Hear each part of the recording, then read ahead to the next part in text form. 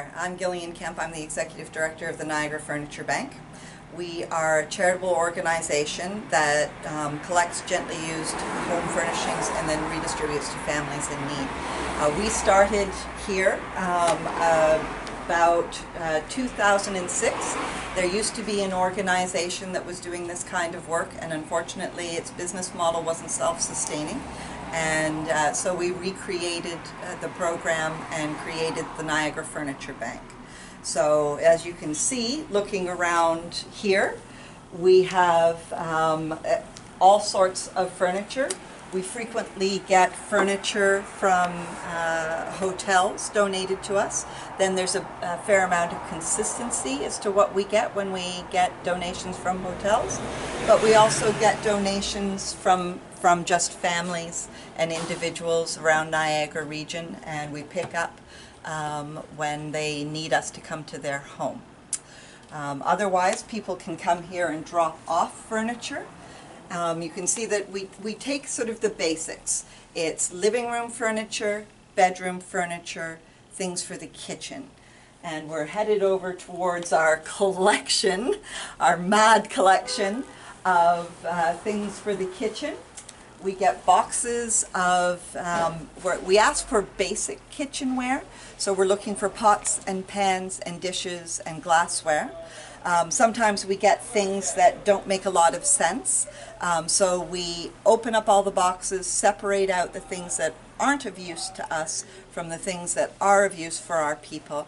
And then the things that are more decorative or a little esoteric, we give those to another charity so that they can either sell them or distribute them. So we have kitchenware, but we also have linens and towels, another essential for families. It's wonderful to have a bed, but it's even nicer if you can put sheets and comforters and pillows on the beds. So last year, or earlier this spring, the police did an event for us called Give a Sheet, and they collected linens for us, and we're still sorting out our bags of linens and comforters, and we will distribute those to our families as well. And moving this way, you can see we collect chairs, we have couches. We differentiate between 3-seat couch and a 2-seat love seat. Love seats are great for the smaller apartments that our customers have. And tables, we take the legs off and then we try to store them as efficiently as possible. We have about 5,000 square feet of basic storage.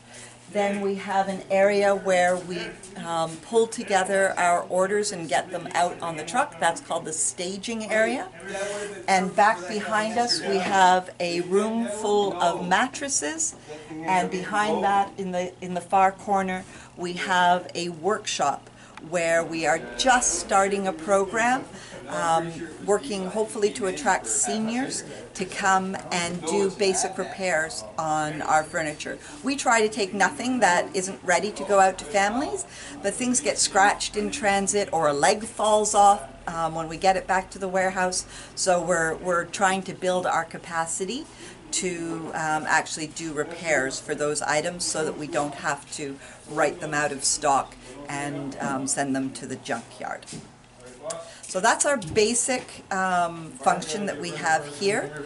I think the guys are going past, so maybe we'll move back up to the front. That's us collecting furniture. Then when we're giving out furniture, we work with different agencies around Niagara region. We work with agencies such as food banks or shelters, or the main agency that we work with is called Ontario Works or Ontario Disability, and that's sort of the welfare system. That's the way what most people would think of as welfare. So Ontario Works and Ontario Disability. Because what happens is when we take out an order to a family, we have to do cost recovery. We have to get some revenue in to cover our costs of going out and delivering. So we have delivery fees. So we have fees if we go pick up from a donor. They're fairly small. it's not 100% cost recovery, and we have some fees for going out for delivery as well, and that's probably the bigger portion of our revenues. And then about 30% of our revenue is grant-based. So we apply for money from a private foundation or a public foundation or the government, and that's what helps to cover off the whole costs of running this program. So when we're serving a family, we will get a referral from an agency that knows them, because we don't assess the need. We rely on the other community agencies to, they need to know the people so that they can tell us if it really is a family of 8 and they need 3 couches, we'll take them 3 couches.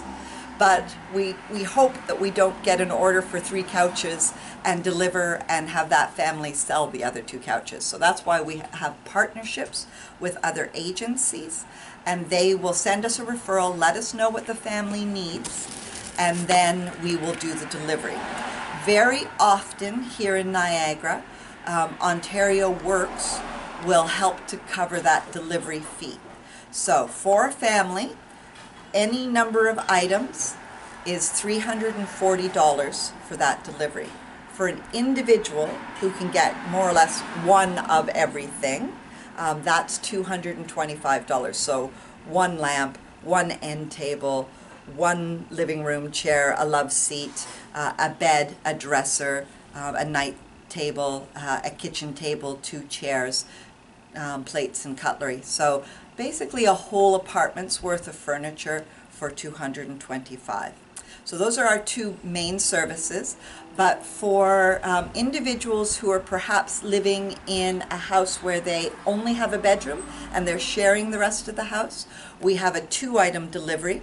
Very often it's a bed and a dresser that they need for their bedroom, but sometimes it can be a living room chair and a dresser, or the bed and a table and 2 chairs, whatever they need. But we have a 2-item delivery as well for $95. The other delivery that we will do sometimes is just a bed. So somebody's maybe gotten bed bugs and need to get rid of their bed. Maybe it's a new member joining the family, so grandmother has moved in or something like that, and there's just a bed that's needed. So we will deliver a used bed with a bed bug cover to protect that mattress for $70. And those are our 4 main services. Bed, $70, 2 items, $95, individual, $225, and a family for $340. So we have an information system that was built for us by an amazing woman named Ida Cooper. About 2 years ago, she's developed it from scratch for us, so it's completely custom made. So it handles all our information. Our referring agencies will log into the system and they will create a referral for us. So they fill in the wish list, and then we get the information and we can start working with that order.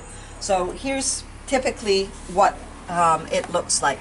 So we get the name, which I've hidden so you can't, so we can protect that person's identity. We get an address. We have a mapping tool that allows us to determine whether or not the address marker is in the correct place. We get the ages of the children, if there are children in the phone, or in the family, sorry, because these sorts of metrics are things that are tracked and reported to funders when we get special funding. So we need to keep some metrics, and we figure out whether we're delivering to the client or whether or not the order will be picked up by the agency. What city it's in, so that when we route the orders, we try and keep our truck moving efficiently around the region by keeping things in zones. We have a wish list. They tell us all the things they need. This is a big family. They need a lot of stuff. They need linens and towels. They need dressers. They need dining room table. They need 6 chairs to go with. They're ordering some new mattresses. We have a program, we have a partnership with a couple of manufacturers so that we can get some very, very good pricing for our families. So very often Ontario Works is able to purchase beds for the family. So there's a new mattress order, but they can also order used beds from us as well.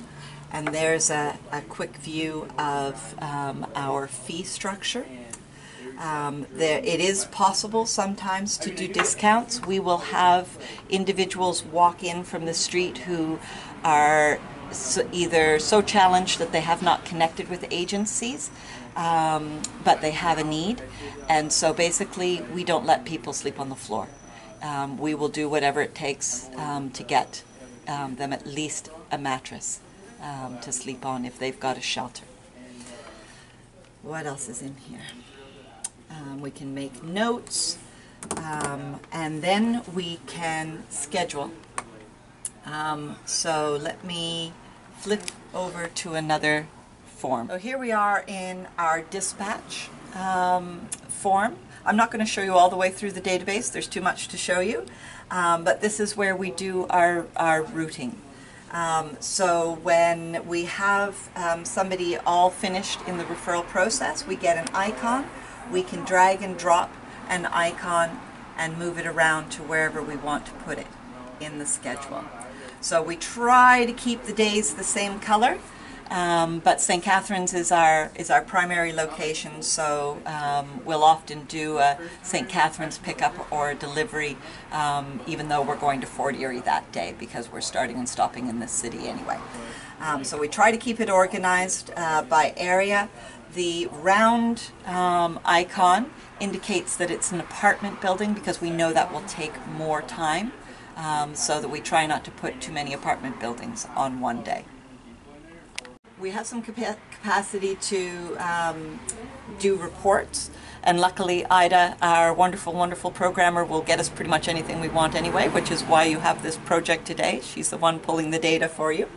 But one of the regular reports that I pull is when I'm reporting to the board about our revenues. And so we have a plan. What we expect deliveries to be made, family goals, individual goals, and then from a donor perspective, whether we're picking up curbside or picking up inside.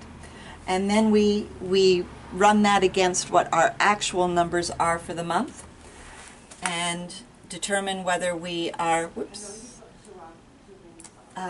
meeting budget or surpassing budget. We need to keep a constant eye on our revenue because we're a nonprofit organization. I think last year, if our draft audited statements are correct, it's only in draft form, so there may be changes, but I think we made $142 last year. So we run really, really close to a zero budget, which is quite typical for a not-for-profit, though you are allowed to run a surplus, and in fact organizations are encouraged to develop an operating surplus. Last year was not an operating surplus year for us. But anyway, this is how we track against our plan, whether or not we're meeting our earned revenue targets. But as I explained before, we have other revenue targets around grants from whether they're foundations or from the government. So another part of the system, when the donor calls us, they go into a donation page and we have a list of items that we expect to pick up from that donor. Our truck will go out. They have a tablet that is linked up to the system, so they'll have the address of the people and the items that we're expecting to pick up. Then we confirm those items on the tablet, and quite often things will change.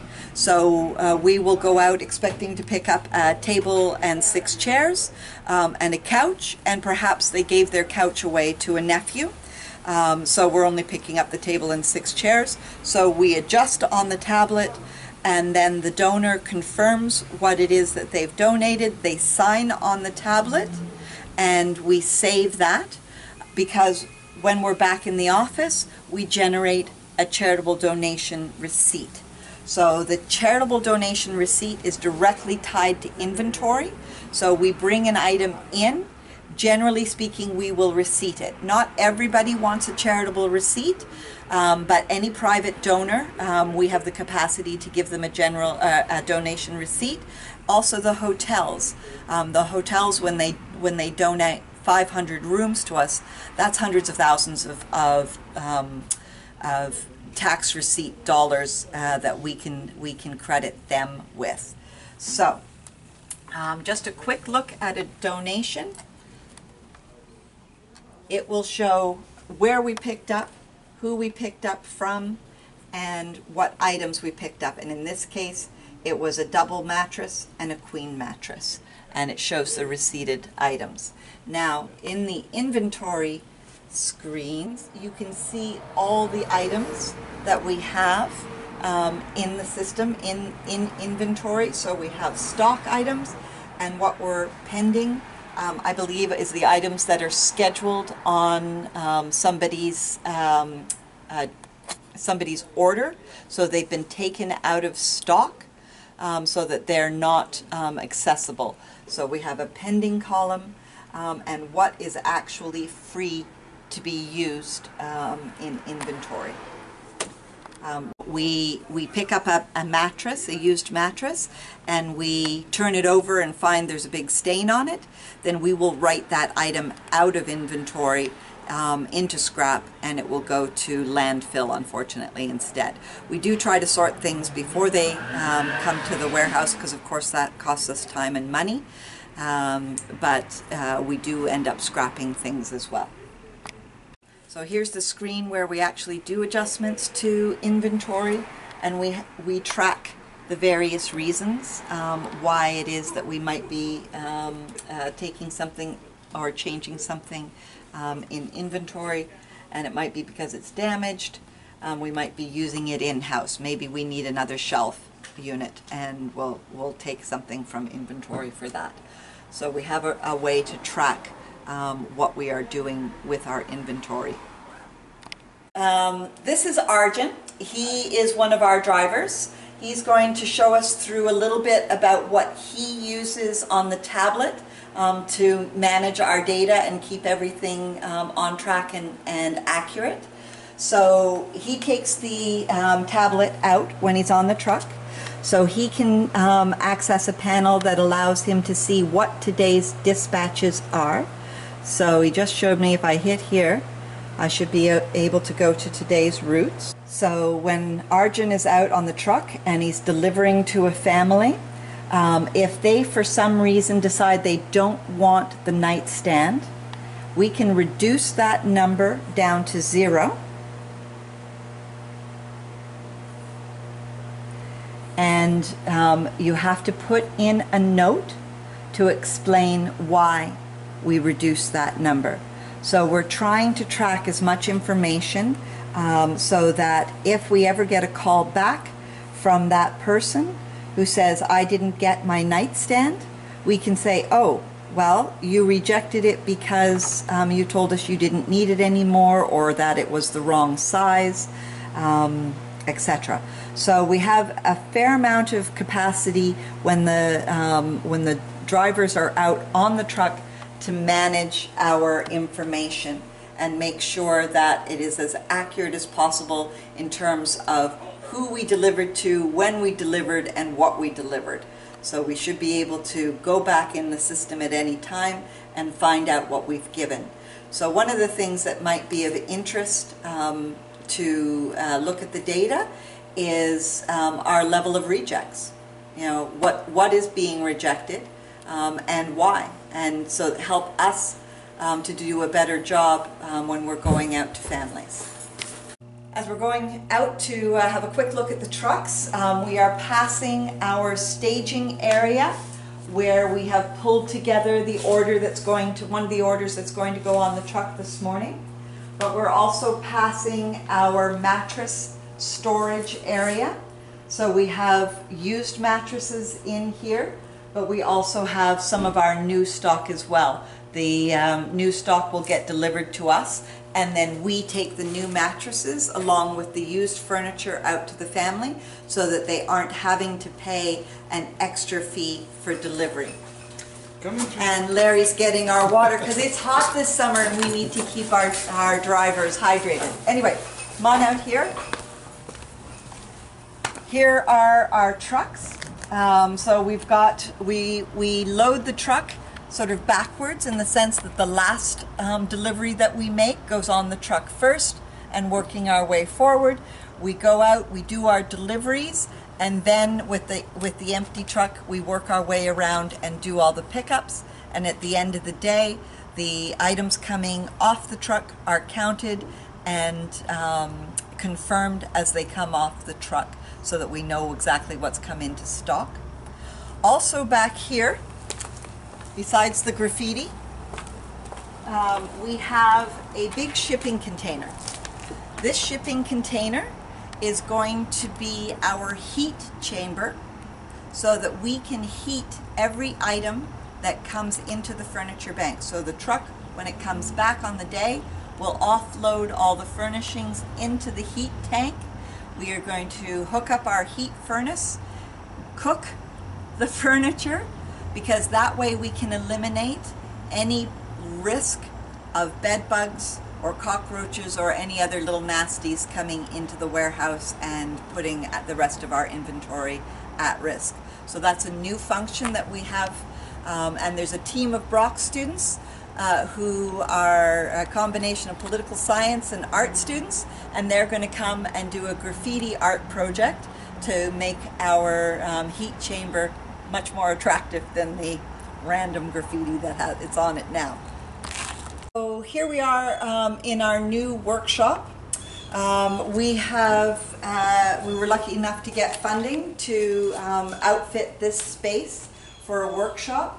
So we have a couple of workstations. We have rooms divided off so that we can do sort of messy or smelly things. We've got a room we can do paint in because there's a window, so we can draw the air out. We have a room here that we can contain the dust. We have a dust containment system, so it's basically a huge vacuum to suck up the dust from cutting wood. And some of the projects that we do in here are things like refinishing a table. This one's a little dusty right now, but this one is going to have a little bit of repair done to it, so it'll be perfect when it goes out to a family. And some of our older pieces need just a little bit of fixing, and they'll come in here. So if any of you have connections with skills in furniture repair or an interest in it, send them down our way, downtown St. Catharines. Come and volunteer in our workshop and help us keep up with the demand for repairing furniture. So as you can see, we do collect a lot of data. We work really hard to keep it nice and clean and accurate. So some of the things that we do with data, number one is when somebody gives you money, they expect you to report, and numbers are frequently required, not just outcomes. So data, we are tracking things like the funding that we got for youth dressers. So we track the number of youth dressers that go out. So we need to report to funders based around the service that we give. Other things we do with data, we would be looking for trends in when our service is in demand, because we haven't figured it out yet. It seems to be different each year. So we're still trying to work out when our demand is, because we figure out our revenues and then determine a cash flow for the year. I need to know that I'm going to have enough money coming in to be able to cover everybody's salary on a monthly basis. So we cash flow and project what our financial needs will be, and try and figure out when our revenues are going to come in for that. So cash flow and just managing the cash is part of what we do with data. In reporting to funders, it's not just service. As I showed you on the screen, we're reporting who we serve. So the fact that we can figure out who we've served, where they live, what the family dynamics are, whether there's children, adults, seniors, that's information also that funders will use. We also need to, because we're a charity, we have to report each year to the Canadian Revenue Agency, and one of the things that they're most concerned about when you're a charity is that your charitable receipting is that privilege of being able to give charitable receipts is not being abused. So the auditor checks against our actual physical receipts that we print and what's in the system, and he should be able to pull a name out of the list on the system and be able to check in a couple of different points what it says in our system, what it says on the paperwork that we've sent. There's a number of different ways, but I think there are more ways that we could actually be using data.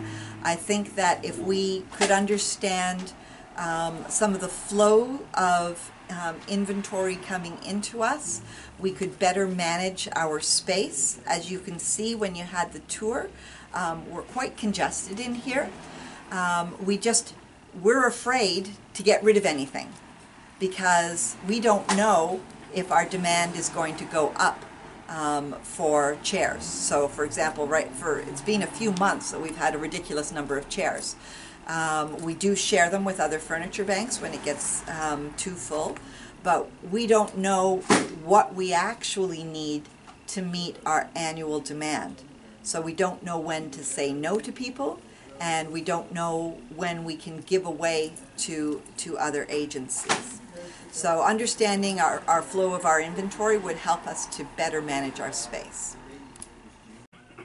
Okay, and because you're a captive audience and you have to watch this video for your academic grades, I'm also going to take this opportunity and plug the Niagara Furniture Bank as a place to come and volunteer. What we have volunteers do is help us sort the kitchen goods, because we want to put together boxes for families that look good together. We want the plates to try and match and coordinate. So there's a need for people who can put together a nice kitchen box. There's also sorting and sizing the linens, but there's also just coming in and helping us get orders ready in the morning or at the end of the day. Even a couple of hours in the morning or a couple of hours in the later part of the afternoon is wonderful, just to help our staff move some of the stock around. So besides the workshop and woodworking skills, there's definitely room for people who just have a couple of hours in a week and want to pop in and help us out here.